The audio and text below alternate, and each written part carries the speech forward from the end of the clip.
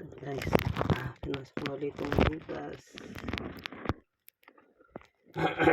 Ito yung mga uling sa loob. Ito yung kuweba. Ito may nakaharang pa dito. Punta na wala ako sa butas.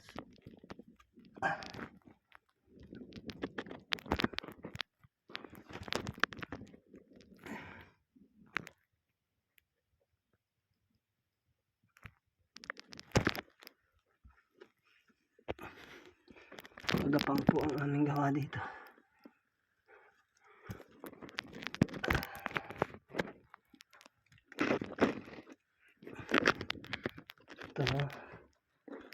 Ito yung daan papunta sa trap. Yan. Yun, mga trap na malalaking bato. Yan. Yan. Ito, nakalapas na kami dyan. Ito yung isang daan.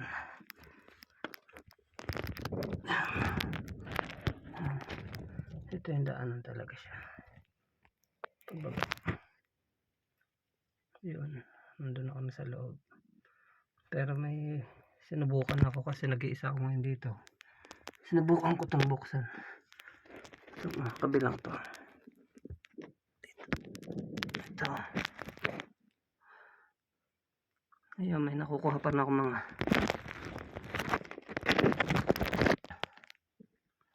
basag na banga. Tsaka mga uling na nakahalo sa lupa. Ito mga basag na banga.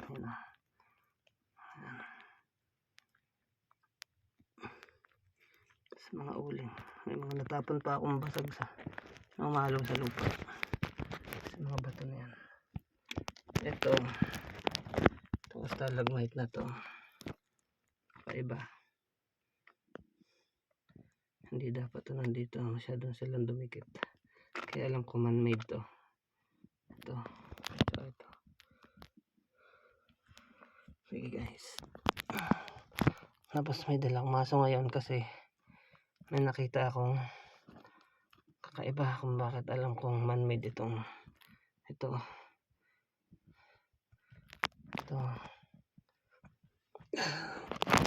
Ano po ang aking gawa dito ngayon kasi talagang napakasikip ang butas. Yan. Ito yung man-made na ginawa nilang bato. Kaya ako nalaman kasi yan, hanggang doon siya. Pero nakalutang siya sa ibang ano. Yan. Ito yung magkahalikan na stalagmite. Pero nakakapagtaka, may halong uling to. Ito mga ginawa na to. Tapos yan siya. Yan, may mga maliliit na particles ng uling.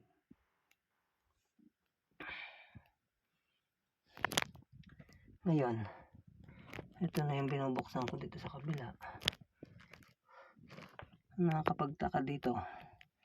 Ito mga lagay lang nila to eh. Ito mga bato ito. Ganito din. Nakakapagtaka dito kung bakit ko isipang video ulit to. Kasi nakita kong yan. Napansin nyo guys, ilawan ko ha. May shell siya. May seashell siya. Malaking sihi to. Ito dahil lang kung bakit nagdala ko ng maso. Kasi ingat siya dito. Kanina may mga nakuha akong bato dito sa area na to. Solo flight lang po itong trabaho ko ngayon kasi back up mga kasama. Papagod sila dito. Pero tinatsaga ko pa rin to kasi alam ko sa sarili ko positibo to. Positibo tong butas na to. Ito napakalaking shell nito. Sorry sa kamay ko at talaga maputi. Yan o. Ang nakakapagtaka paano siya napasingit dyan. Ngayon, kung hindi ito man-made, paano siya napunta doon?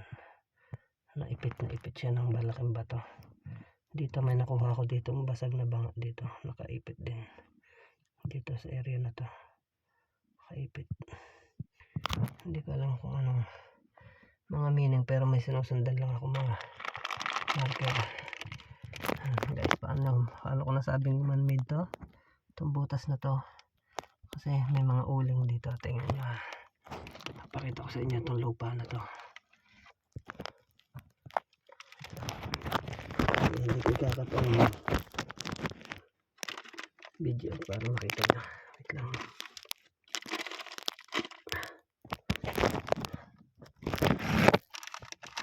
Kukot ako, yan o. Pansin nyo ba? Yan, uling yan. Nakahalo yan dyan sa lupa. Yan. Uling talaga yan, guys. Ito na yung sinasabi kong na bato. Pero ito pa nakakapag dito. Pwede namang makinis to. At wala namang stalagmite dito. Wala namang nakaganito. Ayan, ito stalagmite to eh.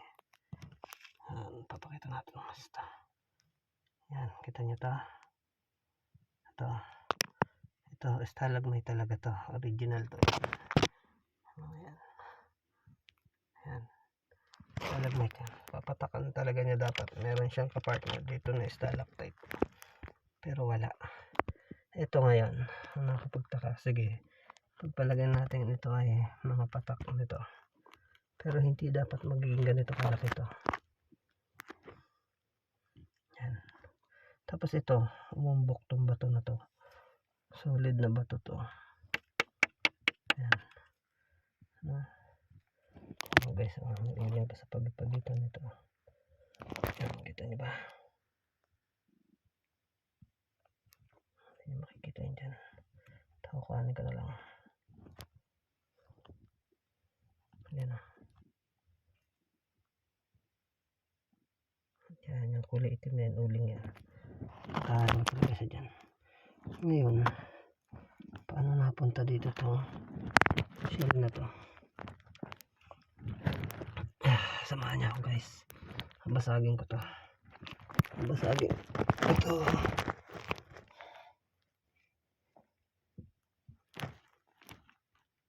Saan nakita niyo?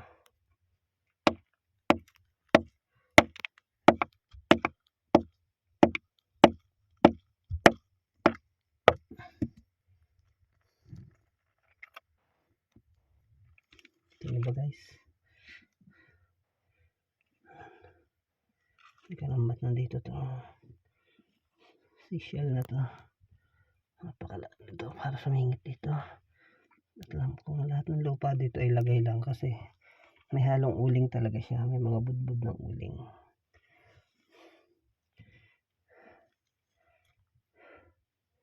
Solo flight.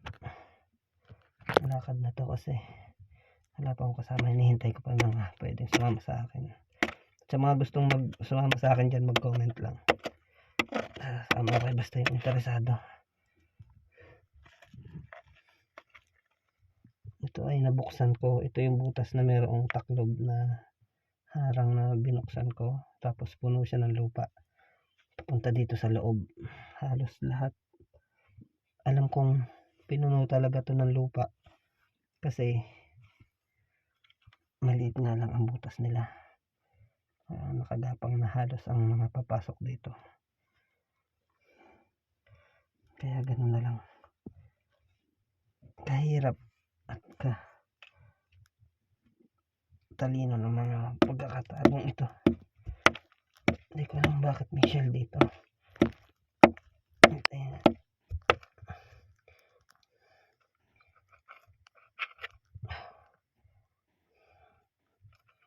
Na-upload ko tong video na to sa YouTube para kahit paano meron magkaroon ng idea sa mga man-made gawa ng tao na mga bato. Kasi hindi lahat ng bato. Ito guys, dulos lang ang gamit ko dito. Yan, dulos lang. Kasi hindi makakagalaw dito ang piko at saka ang Pwede namang gumalaw kasi dapat maiksi yung hawakan niya. Hindi makakagalaw dito ang bareta. Kaya ito lang ang halos ginagamit ko, tsaka kamay-kamay muna.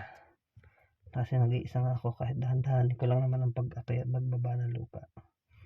Walang problema. Yan guys, nakikita nyo ba? Yan, lumalabas na yung shell. Ano kaya to? At siya nandito sa nakaipit. Oh. Guys, hindi nyo sasabihin ito ay nature na napunta dito kasi napakahirap ng pagkakagawa nila dito. Halos yung mga batong nilagay nila talagang ginawa nilang marka kasi nakaipit yung mga banga, yung mga basag na banga sa batong buhay na nilagay nila dito sa loob. Ngayon, pagtaka, sana mapansin nyo to. Sana guys. Yan guys, yan nyo, napakahigpit, napakasikip. Paano to napunta dito? Tinamaan ko na siya ng dukdok kanina kaya nabasag yung parting yan. Guys, tingnan nyo pa ito mga area na to. Yan. Kita nyo ba? Hindi ko alam kung bakit may mga ano to dito, pero alam ko sana matulungan ako na magagaling dito, magagaling na mag-analyze ako. Kumbaga sariling analyzation ko lang ang ginagamit ko kasi alam ko lahat dito ay man-made ang pagkakagawa, maliban na lang sa kuweba talaga, pinaka kuweba niya kasi talagang nature tong kuweba na to na pinuno ng lupa. Tapos do sa kaninang tinuro kong may butas ay guys, may uling. Ayan yung itim na yan, uling yan. Kaya nalagay talaga to. Ngayon, anong klase mga bato ito? Bakit nagpatong-patong dito? Hindi naman masasabing nature to kasi nakasingit talaga siya, siningit talaga siya dito. Ayan o, itong bato na to, ayan, yan, gumagalaw na siya. Kita nyo, ayan, gumagalaw yan. Kaso magalaw din ang kamay ko. Wait lang, camera. Guys, talagang target ko. Bakit ito nandito? Itong shell na to, sana kahit maliit na giveaways lang meron sana itong laman.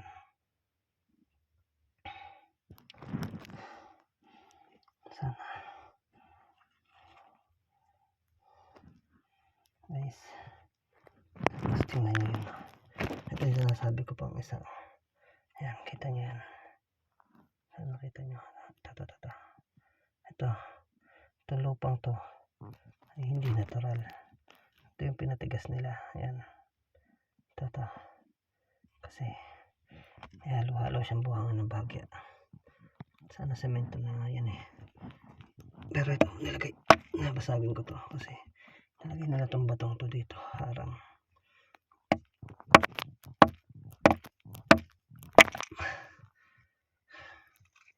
Guys, ang talas na itong bato na to. Ito ay mga natural na bato to, pero hinaluan nila ng hardener to, tulad nito.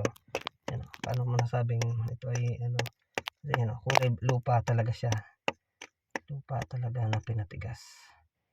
Yan. Sana malinaw sa video ninyo.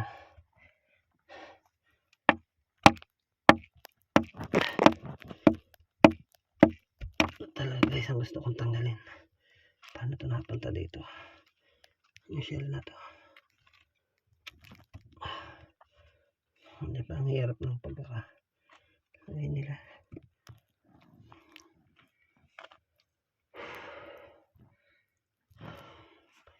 Kaya ako binidyo to kasi sa mga baguhan dyan, alam ko hindi pa kayo nakapasok sa ganitong butas. Ngayon ko lang din na-experience to, pero ako sigurado kung gawa to ng man-made talaga tong pagkakagawa ng mga bato na to kasi nagtabi yung bato. Ito yung lupa na pinatigas. Kasi dito nakakuha na ako ng, kaya nalaman ko na may pinatigas. Nakuha na kami ng fiberglass doon malapit sa entrance. Yan guys, ito nyo. Hindi pare-paras. Tapos ito yung may uling na naman. Yan. Yan, may uling na naman. Ito. Tsaka yan pa, shell pa. Yan, shell pa yan. Mga siniksik na shell yan. Lord. Gabayan niyo po ako, Lord. Lord.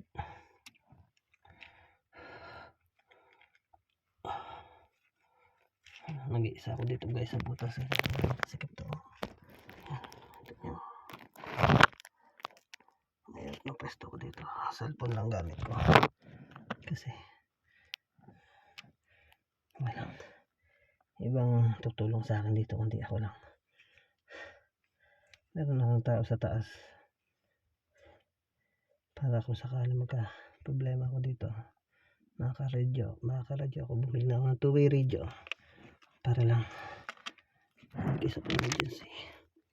Guys, mayroon itong ginagawa pero tingnan nyo lang maging mutual man-made ito ang pagkakagawa dito. Lahat dito ay man-made.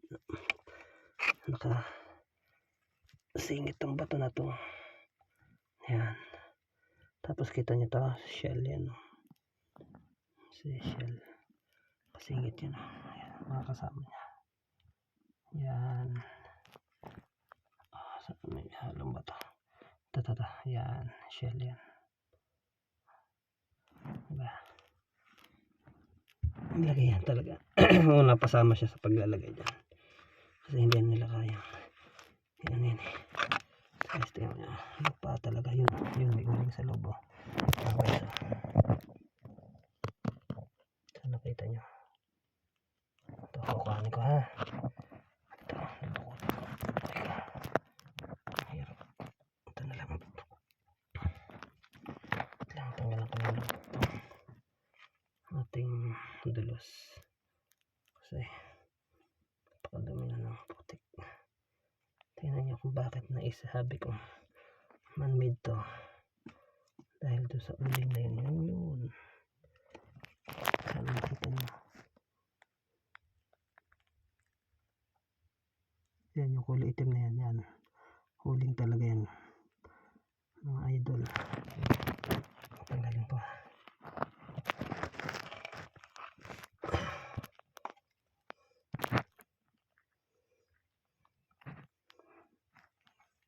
Lapit yan. Wala, malambot kasi siya. Pero sigurado uling yan. Yun. Yan. Ito yun. Yan, uling yan. Doon sa ilalim. Sa sulok. Kaya ito, shell na to. Yan. Siguradong yan ay nailagay din. At ano ang purpose mo? Bakit ka nandyan? Sana naman may kahulugan ka. Sana naman may makakuha ko kahit isang maliit lang na bagay na pwede natin pag-umpisahan para naman makatulong tayo sa iba natin mga ka-PH na nangangailangan pa sa ating pamilya na rin syempre.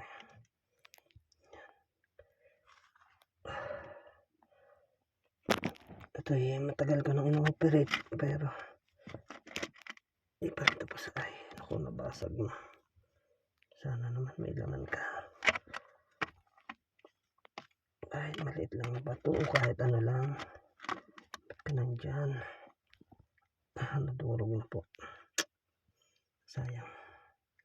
Hindi ko may preserve ng mas kasi ang hirap ng posisyon ko dito. Hirap ng pwesto ko. Okay lang. Malaga. May patunay tayo na ito gawa lang ng tao. Napakatigas.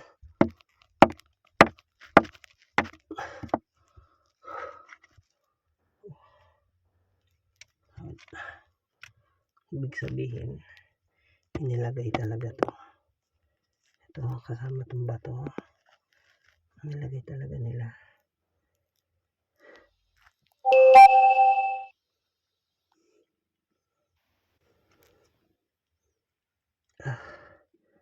Hirap pa.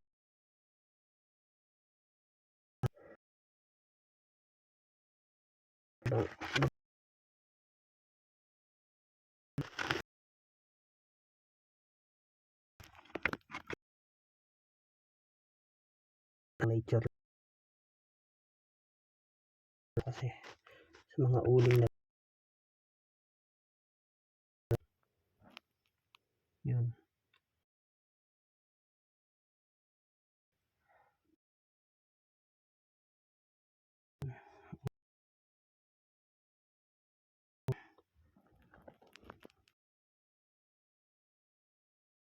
Sige, mamaya dyan.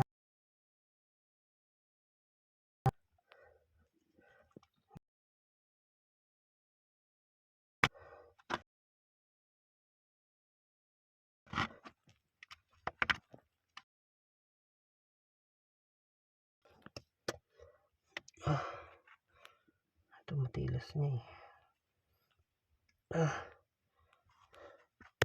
Naipit talaga siya nitong bato. Malaki siya. Kahit maliit lang.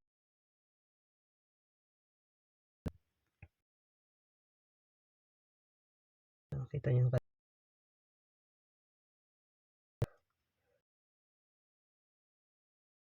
panoorin ulit ang video ko. Tsaka yung iba kong nandoon yung umpisa. Tuloy-tuloy ang butas na to. Siguro ngayon nasa ilang metro na ako.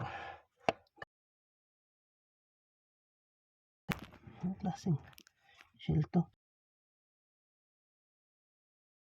Ano? Ano ba pala? Diba? Paano siya ngayon naisingit dito? Paano ko napunta dyan? Kung hindi ipinatong tong bato na to. Ibig sabihin itong batong to ipinatong kasi ito papunta rito.